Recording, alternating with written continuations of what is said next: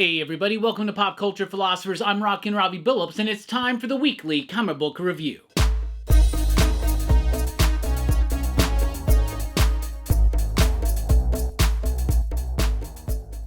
That's right, everybody. Thanks for checking out the video. I am Rockin' Robbie Billups. This is the weekly comic book review. It's the show where I read a lot of comic books and I'll let you know what I thought about them. But before we get into that, happy Robbie week, everybody. That's right. It is the week where we celebrate me. My birthday is on Saturday. All week long is Robbie week. Your mission tonight is to watch the weekly comic book review and eat a taco. And if you're watching this on Wednesday, your mission is to watch some sports while eating chicken wings, preferably at a sports bar. Some of the things I love, that's what we celebrate throughout Robbie week. But also, y'all send me gifts, and I really do appreciate it, so I gotta shout out some people real quick. Guy LeMay sent me Humanoids from the Deep on Blu-ray from my Amazon wish list. Thank you so much, homie. That was awesome.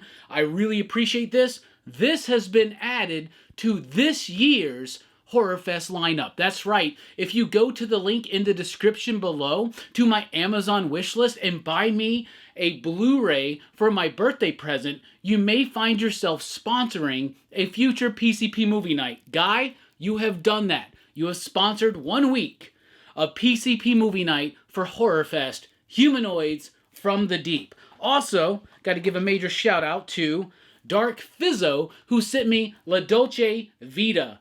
Absolutely love this film. Last week, Damien from Sleepy Reader 666 sent me 8.5. That's 2 Fellini films. I've already promised that his Fellini film will be next year in January, so I will place this at some other point around January, February next year. I don't know if I want to do 2 back-to-back Fellini films, but you know what? You sent me the movie, and I love it. So Dark Fizzo, thank you so much. I'm so happy to have this movie. And then we also got Dream a Little Dream on Blu-ray as well. This one was sent anonymously.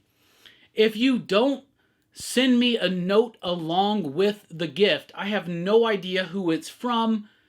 If you wanted to be anonymous, that's fine, that's cool, but Dream a Little Dream? Yeah, we'll be talking about this one soon on the channel. So thank you all so much for sending me the movies. Humanoids from the Deep, will be covering this on Horror Fest this year. La Dolce Vita at some point early in 2026. Dream a Little Dream, I'll fit in when we can, because I don't know who sent me this one. Let me know. If you sent me this movie, please let me know. But Dark Fizzo, thank you so much for the Fellini Gold. And thank you so much, Guy, for the Corman Gold. I really do appreciate it. You can send me a birthday present, and you'll get a shout out here on the channel at the link in the description below. All right, well, let's get to it, because we usually start this show with the pick of the week. And this week's pick of the week is Space Ghost and Jonny Quest, Space Quest issue number 1. All right, it is a stacked week of comics. There's a lot of stuff out there right now. And I read these books, and for the most part, I enjoyed pretty much every comic book I read this week. The ones I didn't, I'm going to let you know about.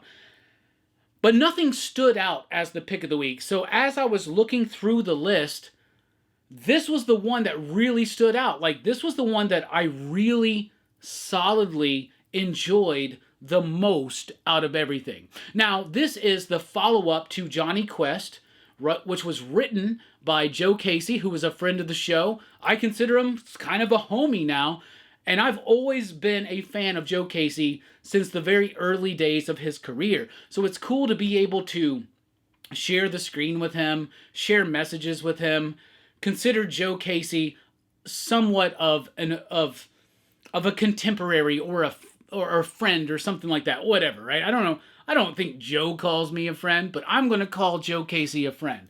That being said, because of friendship is not the reason why this is the pick of the week.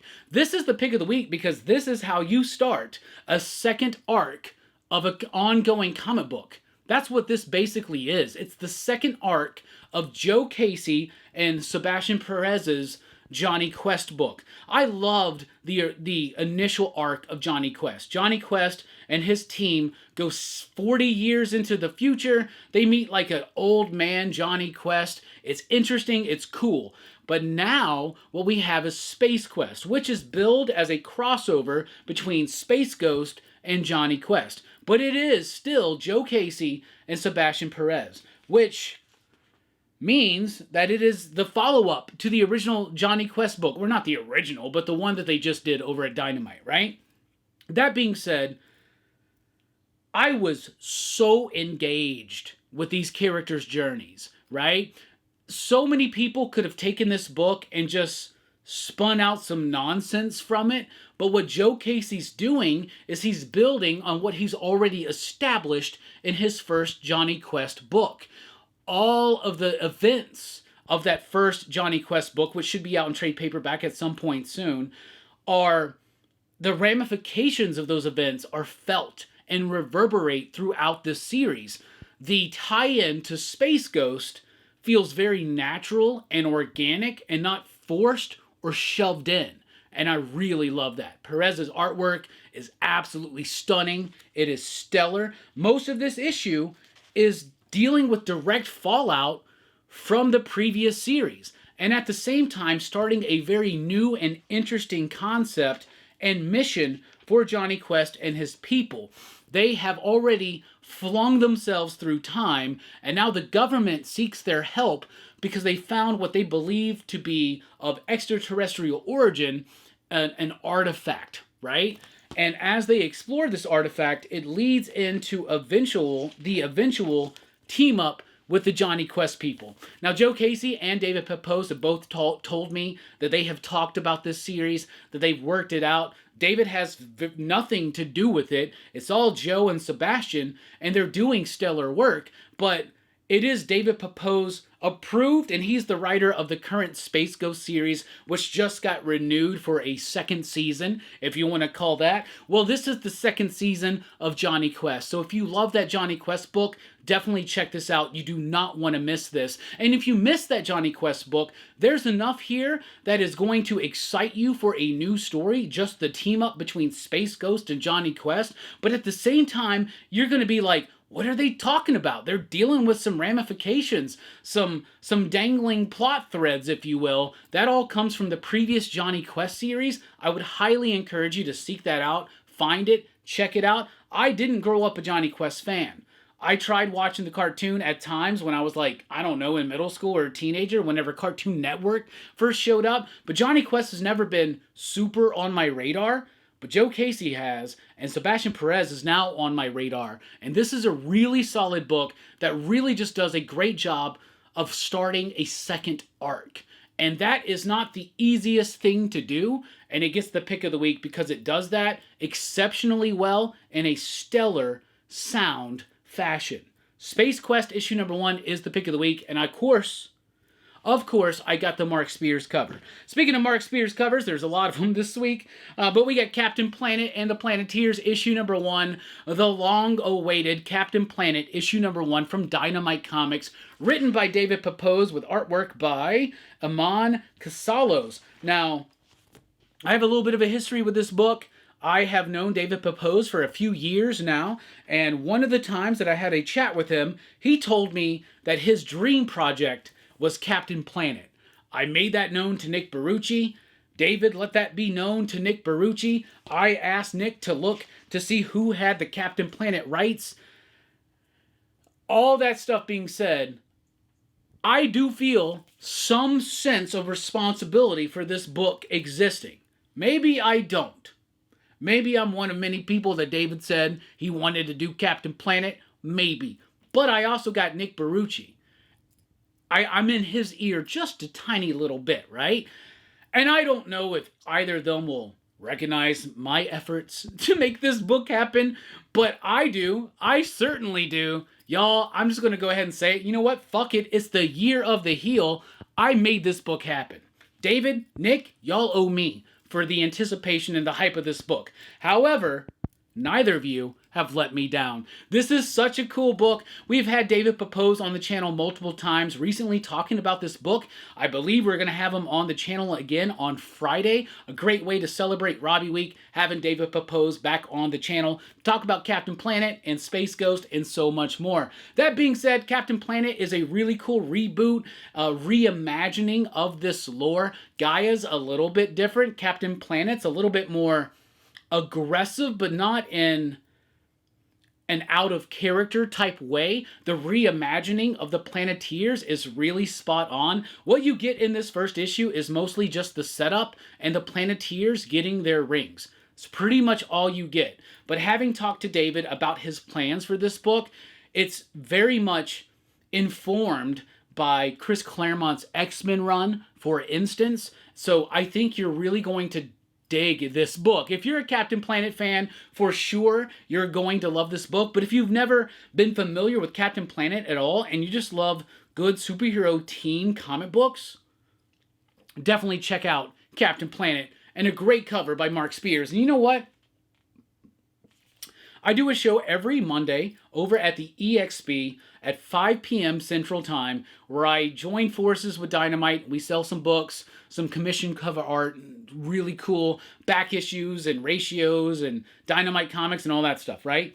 And it was brought to my attention, and I can't help but agree, Mark, your Captain Planet is kind of based on me a little bit. You know what? I'm not going to stress you, Mark, for a licensing fee or anything like that, for a likeness fee, I guess I should say.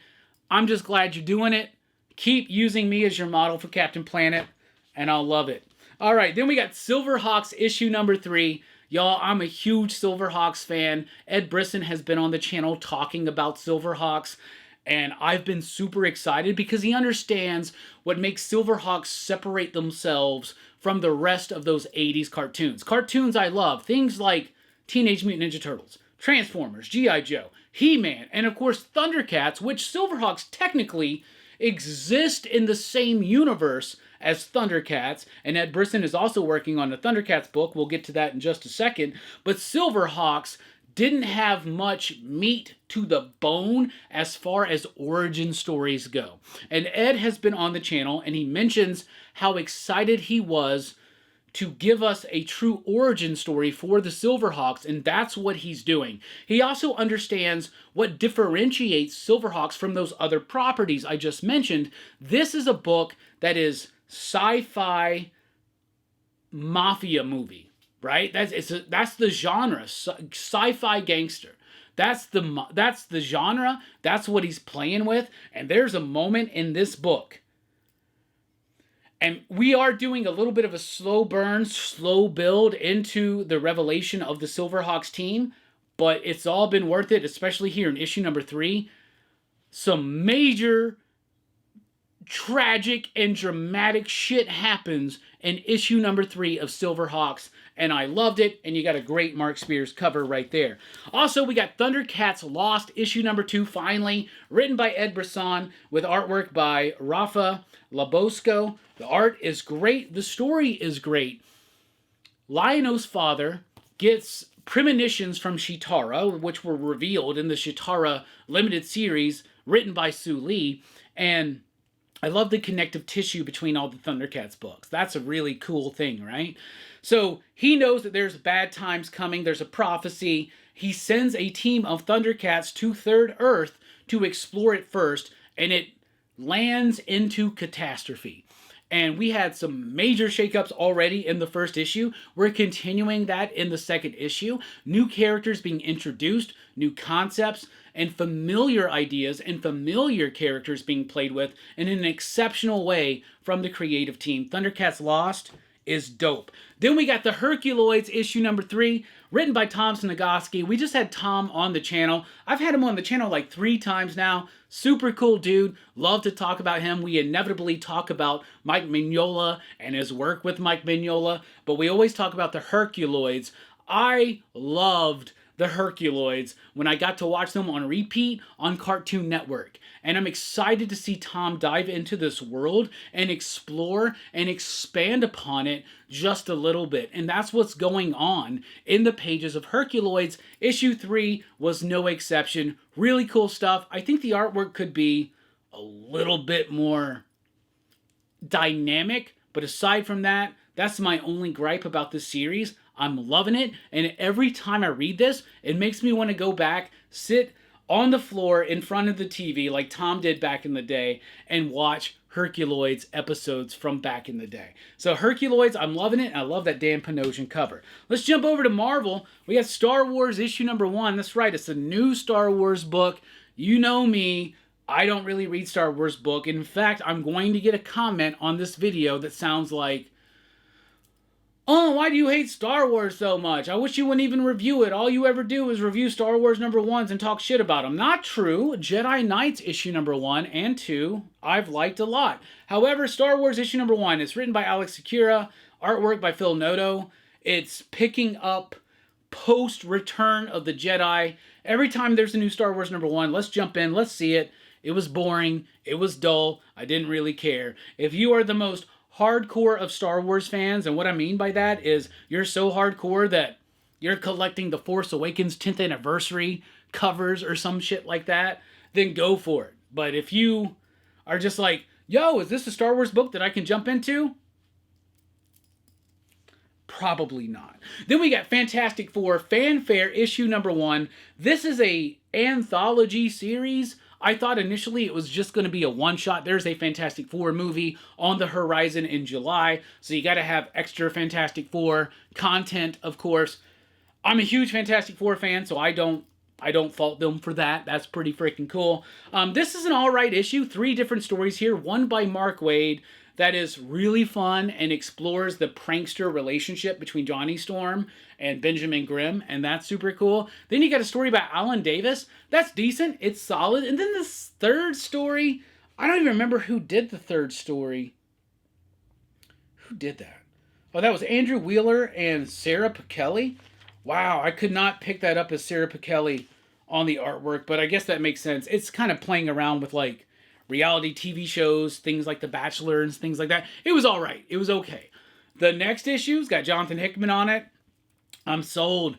But altogether, 3 really solid Fantastic Four throwaway short stories. It was decent. It's Jeff Week, issue number 1. A one-shot collecting some Marvel Unlimited digital first comics.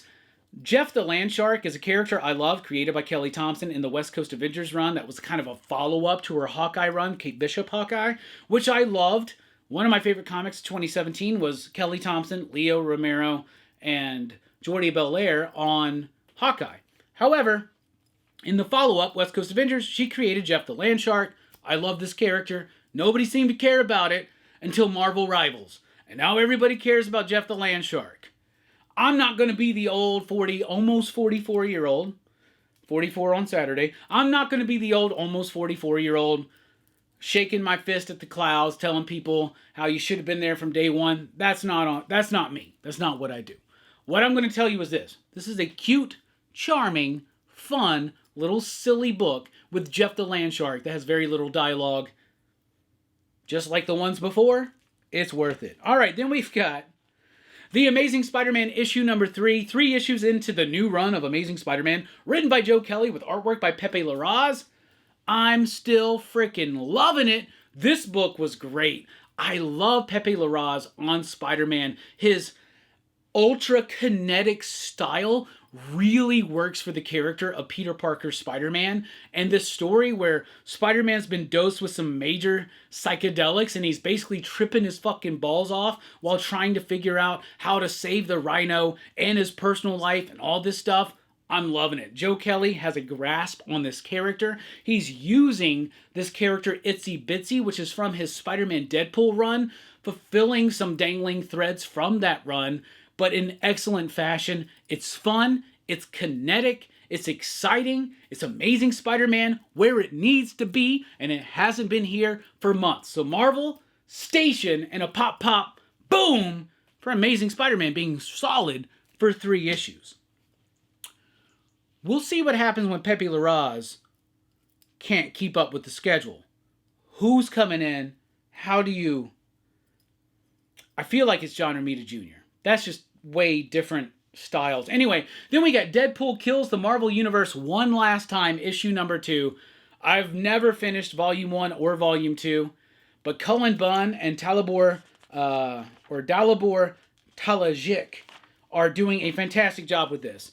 This is basically Deadpool facing off against a multiverse of variants of the Marvel Universe. So you have Cap Wolf here. You had Frankencastle in the last issue. You got the Spider Doppelganger with the Venom symbiote fighting Venom or Deadpool here. I'm liking it. It's fun. It's not taking itself too seriously. The artwork has a gritty texture to it that I think really works in a great juxtaposition with the silliness of the book itself. 2 issues in, I'm having a lot of fun with that. Then we've got X-Men issue number 16. It's a pretty solid issue of X-Men. It's not bad at all. We don't have Ryan Stegman on the artwork, but Netho Diaz is kind of coming into his own. Some big moments, a big action-centric issue of X-Men. There's basically this new team of new mutants who are wanting to be the X-Men. And Cyclops and his team, well, they're not going to have that. I'm starting to really like this dynamic between Magic and Juggernaut in this book. I think Jed MacKay's doing some decently solid work here, and I'm enjoying it. The artwork here really works for me. I enjoyed this issue of X-Men. Then we got Storm issue number 8. At Storm issue number 7, I said a bold statement where I said Storm might be Marvel's best ongoing series right now. 8 did nothing to make me think that that statement is untrue. I love Storm right now. First of all, what I love about it is the use of the character Maggot. One of my favorite X-Men characters. It felt like nobody remembered him or could do that character justice. Every time they brought Maggot in since the late 90s, early 2000s, it feels like it's just been a joke. It's just been a bit. I feel like the team here really understands Maggot and appreciates him as much as I do. A.O. Deli, the writer, homie, I know you watch this show. Thank you. Thank you for putting some shine on Maggot. And I feel like you understand, just like I do, that Maggot is one of the best, most underappreciated and underutilized members of the X-Men canon. That being said, Storm is now possessed with cosmic powers. The story has reached truly cosmic levels, but it doesn't ever shy away from doing something real and grounded, including Storm coming up against the FBI or the government in an investigation. Really interesting stuff here in Storm. Then we got Psylocke issue number 7.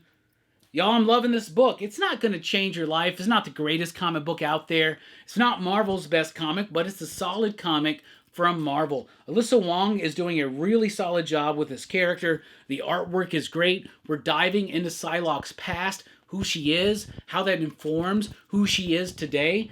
I'm loving this book. It's just awesome. What would make this book better? I don't know. Her old school costume and more ass and tits. But aside from that, and I don't need that, because this book is just solid and that character is solid enough. I just needed to give something for the horn dogs out there. Then we got Ultimate Wolverine issue number 5. Initially, as I was looking through this issue, I said, oh, Alessandro Cappuccio is not here on the book. It's already a fill-in artist at issue number 5. Boring. But it's not. This book was awesome, and it was really freaking good. Wolverine, a.k.a. the Ultimate Winter Soldier, has gone berserk. He's gone off the rails. The team that the Weapon X program, I guess, or Winter Soldier program, I guess, in this story, have lost Wolverine, right? And this is basically Ultimate Wolverine versus Ultimate Sabretooth, both being very different and interesting interpretations of the characters. Now, the artwork here is done by Lens. And which Lens is this? It is Alex Lens.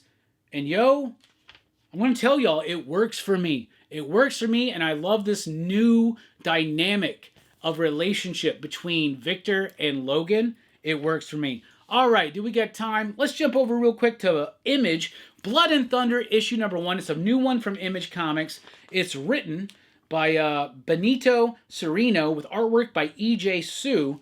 It's a pretty decent book. It's basically your typical cop police procedural book, but in a sci-fi setting. It does have a really interesting world that it's building, but it really doesn't do anything to really differentiate itself from tons of fiction that we've already consumed. So I did like this book. I thought it was solid. I like this character of Blood. She's using this gun of her father's, who was also a cop who has now passed away. She's using his AI gun called Thunder, so it's Blood and Thunder. It's alright. It's decent. Could be better. Feels a little bit too tropey and a little bit too familiar at times. Then we got Free Planet issue number 1, a new one from Aubrey Sitterson and Jed Dougherty. And this one's got some really cool world building too.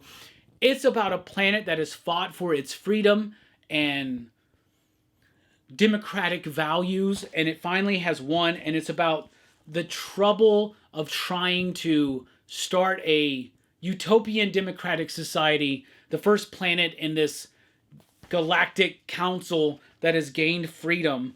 It's got robot love in it. Robot love? Why are you talking about robot love? Bowfinger. The quote from there was alien love. The artwork is fine. The story and world building is decent. The problem is it's so verbose. It's so text heavy. It's mostly tell and not show, and that hinders my enjoyment of this book. It could have been a lot better, a lot flashier, a lot more bang to the buck. That being said, it's a cool concept, but the way it went about introducing everything was more tell and not show, and that kind of threw me off just a little bit. Then we got Grommets here with issue number 7, the final issue of Grommets, and this has been a long time coming, and it is a very satisfying end to what's been a great nostalgic series about a group of kids in the 80s, skateboarders, going up against bullies, smoking weed, eating Taco Bell. I love the nostalgia of this book. I love the artwork, the expressive nature of the artist, Brett Parson, doing a fantastic job there. Brian Posehn, Rick Remender, telling a really interesting story. It's a very satisfying conclusion, but when you get to the end, you're going to do what I did, and you're going to go, what the fuck? That's what I feel about the end. What the fuck? It left me dangling. All right, then we got Kaya, issue number 26, kicking off a new arc. Wes Craig, Jason Wordie, and Napolitano on the lettering, doing such a great job. This has been one of the most consistent books over the last few years. No exception here. You can jump right in here. You can follow the story, but I would highly encourage anybody to go back, get the trade paperbacks, get the single issues, read Kaya. It is one of the best, I would call it an all-ages book here on the market. It's exceptional. It's fantastic. Then we got The Moon is Following Us, issue number 9. Another solid issue of The Moon is Following Us, written by Daniel Warren Johnson with artwork by Riley Rossmo. Shit has hit the fan. We are in the end game. We only have one issue left. And just like always, DWJ is giving us something exciting and energetic, but at the same time, very much rooted in a grounded sense of reality and tragedy. Tugging at my heartstrings, a big, important issue. This story about two parents trying to find their kid lost in the dream world has been exceptional. And the penultimate issue is exceptional as well. Then we got Blood Squad 7, issue number 8, written by Joe Casey. This is basically a reimagining of Youngblood and kind of putting it into today's world. What if Youngblood continued on and we're dealing with the legacy of Youngblood in 2025? That's what Joe Casey is playing with here, and he does it incredibly well. This was a great issue. Their version of the Gang of Four show up. Die Hard, or their version of Die Hard, shows up, Man of War. That's dope. It's awesome, and it sets up something really cool for arc number 3. This is the end of arc number 2, and it kicks off something nice. Then we got Scorched, issue number 40. A solid issue of Scorched. A lot of revelations about the Redeemer, who he is, the Reaper, who he is, how it's all tied together. Very interesting. Scorch, since John Layman has come on, has been one of my favorite Spawn Universe titles, and this is no exception. Let's jump over to DC. And from DC, we have Resurrection Man, Quantum Karma, issue number 2, written by Ram V, with artwork by Anand RK, coloring by Mike Spicer. This book is glorious. It's amazing. It was almost the pick of the week, but I was super impressed with Space Quest and how it kicked off arc number 2. And it is no surprise that Ram V and Anand RK are crafting an incredibly awesome book. So Resurrection Man was a concept. He's a superhero that was developed in the 90s by Dan Abnett and Andy Lanning. I love that run. I wish DC would collect that in a proper, cheap, soft cover form for everybody to enjoy. But this book is doing a great job of, number one, following that run up, and secondly, doing something different and unique and more evolved with the character. The artwork by RK is freaking fantastic. I just got to show you this page right there.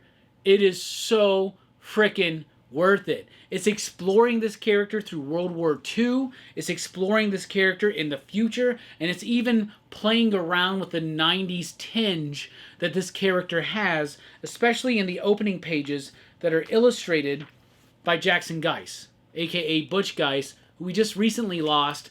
That's super sad. So R.I.P. Butch Guice. You filled my childhood with memories with your work on Superman, and as a young adult, you fulfilled it with books like Ruse, and you continue to do what you were doing, and even into Resurrection Man, Quantum Karma. We're going to miss that guy. He was amazing. What's also amazing is V and RK's work here on Resurrection Man, Quantum Karma. Even if you've never read the original series by DNA, definitely check this one out. It's going to make you want to read that one for sure. But this one is evolving that concept, evolving that character in a spectacular, stellar type of way. This is a really solid book. Check out our recent monthly comic book review that we did on Friday night. This book got brought up. It got brought up because it deserves to be brought up as one of the best comics of the month. It'll be brought up this month as well. All right, then we got Absolute Green Lantern issue number 2. No surprise to anybody, I don't like Al Ewing's work. I really don't. I have tried. I've tried so hard. I think Al Ewing comes up with good concepts, but the execution and the follow-through, that's where I find Ewing's work lacking to me personally. 2 issues into Absolute Green Lantern, though, I'm digging it. I'm not digging the artwork. The artwork's got like this manga influence to it, but it doesn't feel as big, as boisterous, as bombastic, as exciting, as dynamic as the rest of the artwork in all the other Absolute books, whether it's Nick Dragata, Hayden Sherman, or even the fill-in artists in Javi Rodriguez on Absolute Martian Manhunter, Nick Robles on Absolute Flash. I would say this is the weakest art on an Absolute book. However, Al Ewing is giving us a horror vibe to the Green Lantern mythology, and I'm digging that. Hal Jordan is the bad guy, but not of his own will, and then the good guy, the Green Lantern, is Joe. There's something that happened to Guy, something that happened to John. We find out some of that here in issue number 2. The more nefarious version of Abin Sur. This was really fun. It's changing enough of the lore and doing its own thing, just enough to keep me very much engaged in this series, even though I think the art could be a little bit more bombastic and big. Big would be the word. That being said, 2 issues in, I'm really liking Absolute Green Lantern. Now, Al Ewing did the same thing with Hulk. He infused Hulk with a horror approach, which had been done before. Bruce Jones, in particular, a great horror-infused run of Hulk. But Immortal Hulk was solid for its first half, in my opinion. Absolute Green Lantern, we'll see where it goes, but 2 issues in so far, I'm digging it. But then we get Absolute Superman issue number 7. Jason Aaron has made this book better and better issue to issue. Issue 7 continues that trend. We have Carmine Dijon Domenico on the artwork. The artwork is great. And this is, speaking of a horror-infused Absolute book, how about Absolute Superman number 7? Blew me away. This is the origin of the Absolute Brainiac, and it is gnarly, and it is captivating, it is engaging, and it is fucked up. It really is, and it does it in exceptional fashion here in the pages of Absolute Superman number 7. I've said this before, I'm going to say it again. Jason Aaron continues to impress me in the pages of Absolute Superman. Wasn't really sold on issue number 1, but every single issue brings me more and more into the fold of love for this book. All right, then we got Poison Ivy issue number 33. G. Willow Wilson just announced she's going to be taking over a Black Cat series over at Marvel. I hope she can do the same thing over at Marvel that she's doing here at DC, which is give us, let's be honest, a C-tier character, right? And delivering an ongoing series that is thoughtful, that is provocative, and that is exciting and interesting as Poison Ivy. When this book first started, I said it's going to be a hard road to go with this book, with Pamela treading that line between good guy and bad guy. Nope. G. Willow Wilson has done it exceptionally well. All the characters that have been introduced, all the stories, all the plot threads, it's all coming together. It's always coming together. The artwork by Takara is spectacular. I want to show you one page in particular.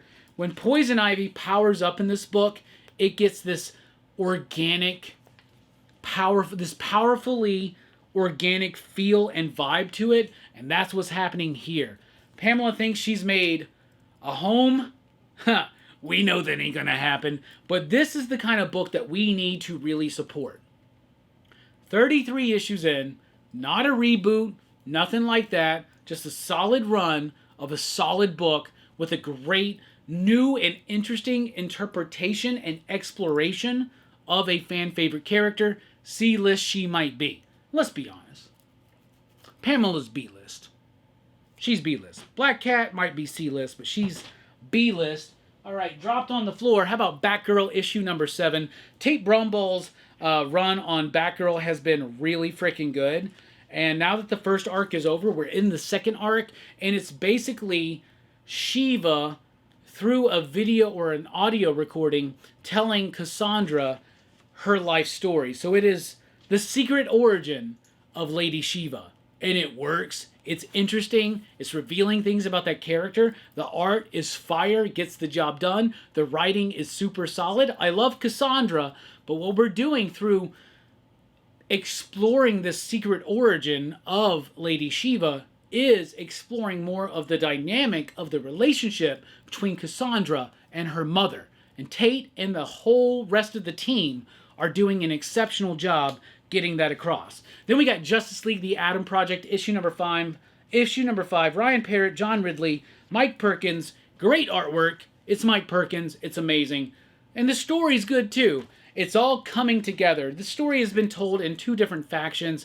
It's a follow-up to Absolute Power, but at the same time very tied in to the DC All-In initiative and what's set up, including the appearance of Inferno here. And we know who the Inferno people are, but there's a big reveal here. But you still feel it. It still feels earned when the reveal that we already know happens here in the pages of the Atom Project.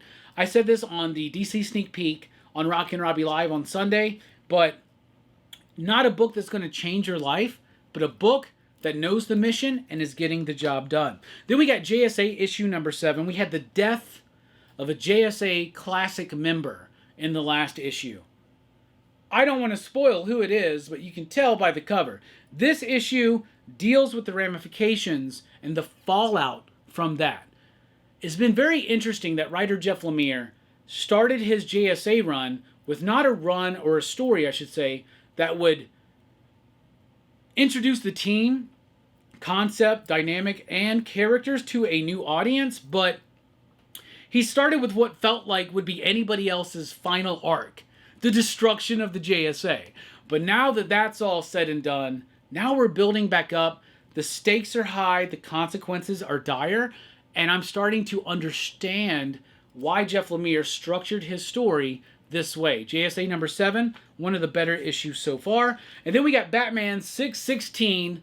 This is Hush part something. What part of Hush is this? This is Hush chapter 9. In facsimile form with the foil cover. On Rockin' Robbie Live on Sunday, we did DC in the 2000s, and we went over chapter 1 of Batman Hush. We're going to go through all 12 issues. So, be on the lookout from that. From Dark Horse Comics, we got your sleeper hit of the week, Los Monstruos, issue number 1, written by James Robinson with artwork by Jesus Marino. This was a really cool book with a cool concept that delivered in a fun, exceptionally fun kind of way. It is a world in which monsters exist. Frankenstein monsters, vampires, werewolves, Gilman, all that shit, right? So they have all been forced into one area together. Los Monstruos, right? So they police themselves. They deal with their own things. Humans aren't allowed in without exceptional visas and shit like that, right? So this was a really fun book. If you like old school monster stuff, if you like Jesus Marino, and it does make me miss Carlos Pacheco. Jesus was the inker for Carlos Pacheco. We lost him, unfortunately. But there's elements of this that really work. But this is about this world of Los Monstruos, which is populated by all monsters. And he's got a new mission. It's a private investigator, former detective, who is a wolfman. He's a werewolf. Not just a werewolf, he's a wolf man. The way they're drawing him is like Werewolf by Night. It's like Lon Chaney Jr. And Los Monstruos is a really cool, imaginative world. I liked it. I thought it was cool. James Robinson, he's a pretty solid writer. He's been doing some really solid work over at over at Dark Horse.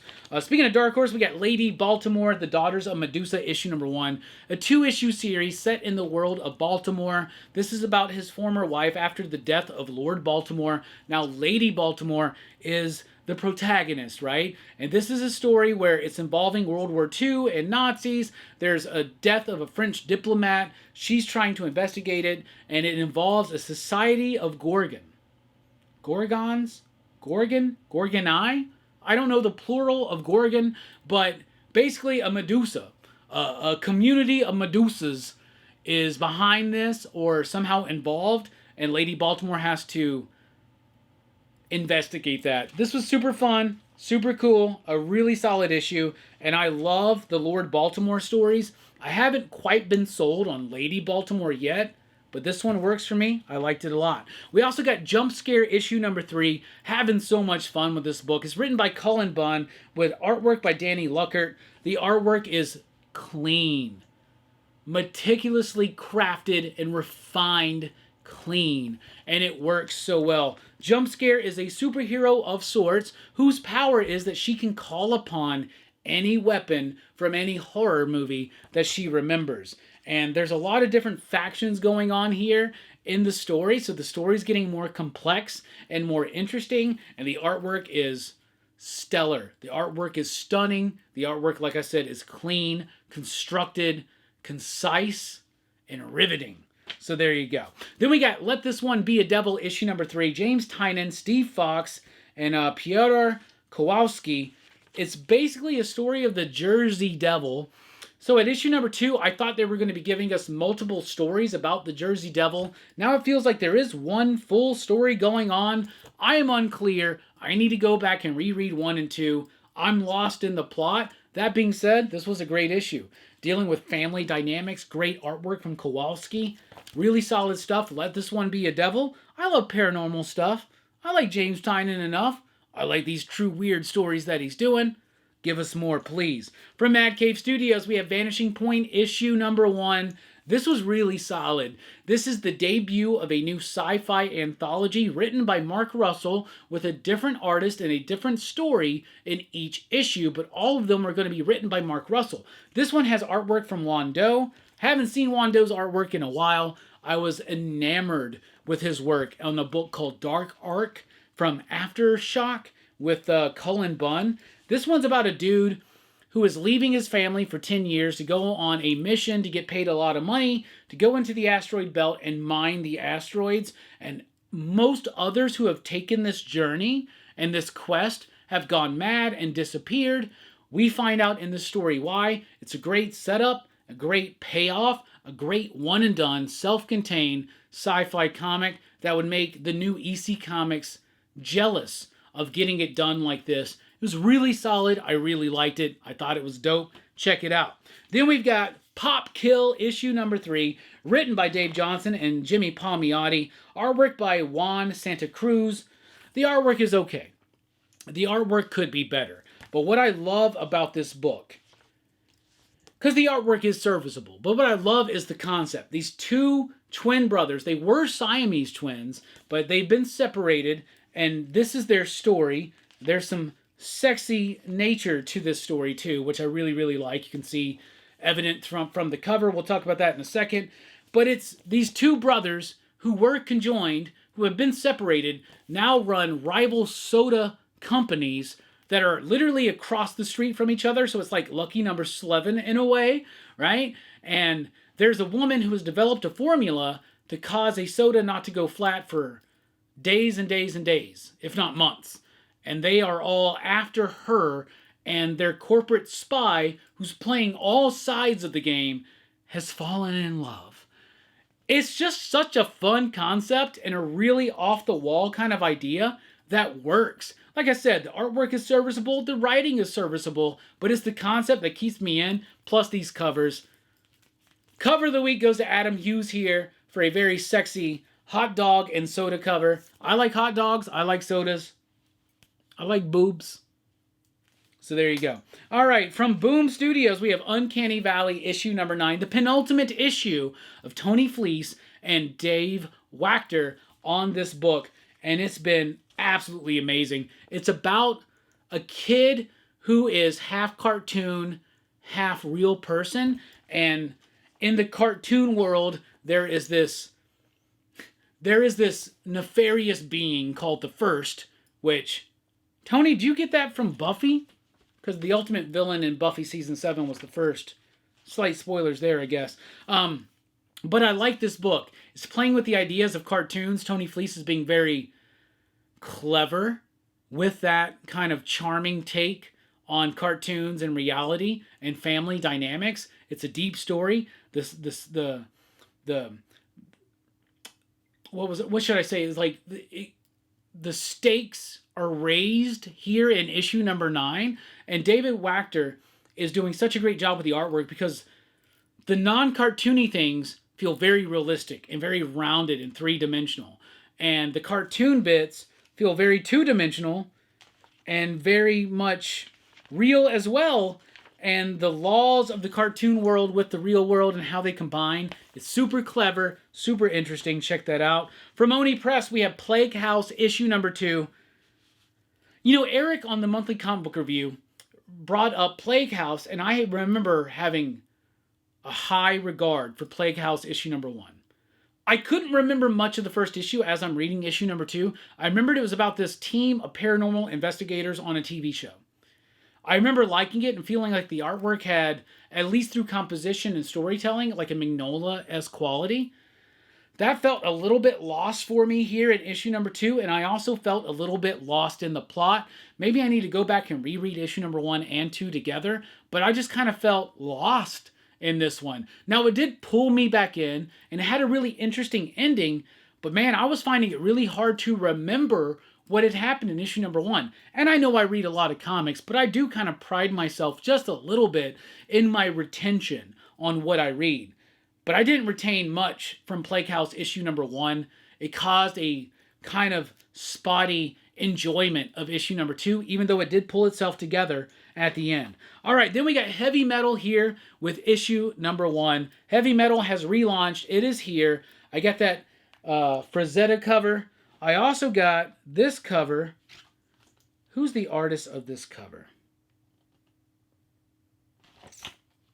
I don't know where they credit it, but whoever did this cover almost got the cover of the week. I have to censor it, but it's the nude cover of Heavy Metal issue number 1. I'm sorry, y'all. I know that some of y'all don't like it when I get all, like, I guess, horny here on the channel. I'm not horny. I just love boobs. So, of course, I love heavy metal. I haven't read this yet, though. It's super thick. It's big. It's $20 for the booby cover. And it's $15 for the regular covers. Of course, I got the Frazetta. Of course, I got the booby one, which I'm not editing there. So, YouTube, be nice. Haven't read it yet, though, but I'm really excited to. So, and also, I got a collection I want to spotlight. Frank Miller's Ronin Rising. That's right. Frank Miller did a sequel to Ronin over at the Frank Miller Press, or whatever the hell it was called. I don't think that initiative really worked. And they were in danger of being able to do these collections, but Abram Arts stepped in, and they have delivered an exceptional landscape collection of Ronin Rising. The sequel to Ronin, layouts by Frank Miller, finishes by, oh, what's his name? Why am I blanking right now? P, I feel like P is in there.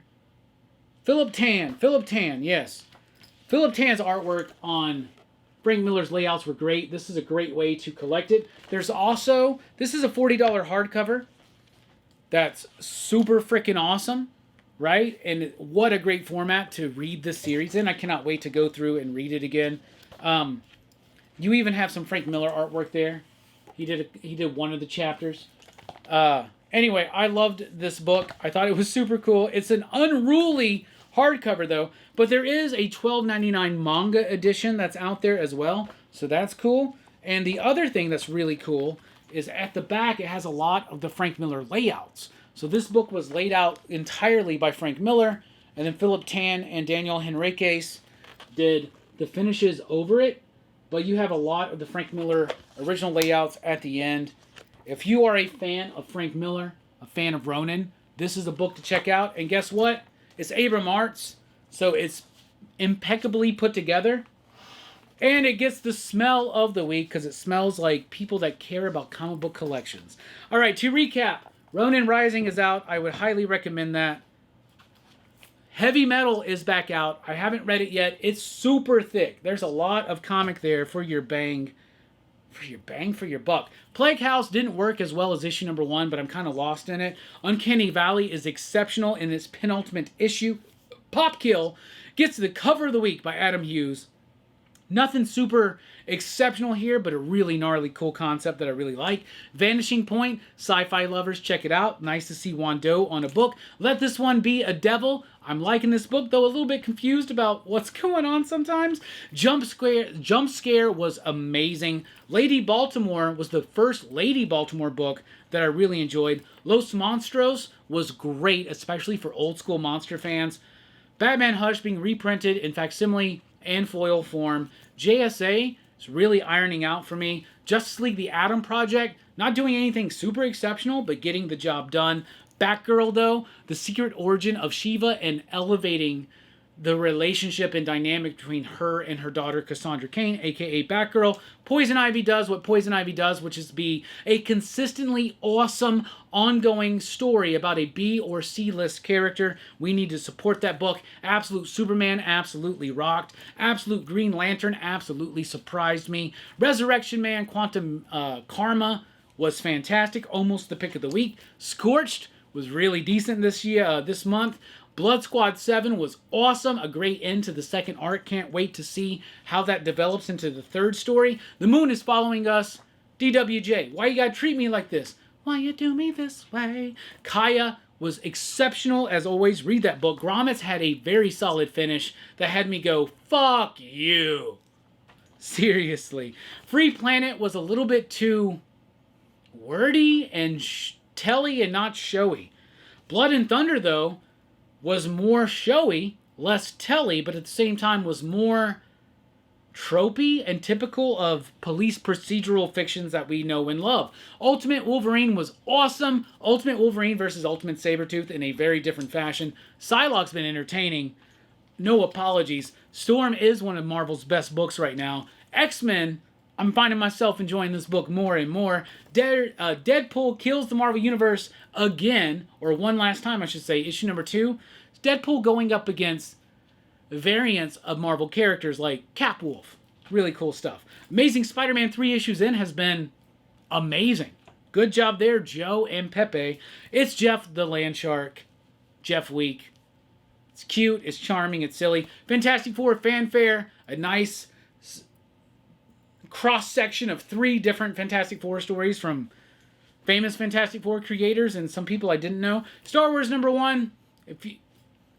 If you love The Force Awakens, if you love Rise of Skywalker, maybe check it out. But if you think this is my chance to get into Star Wars books, run away. Herculoids is great. That's a great cover from Dan Panosian. Thundercats Lost is really freaking interesting and adds more to the lore of Thundercats. Silverhawks, though, wings of silver, nerves of steel.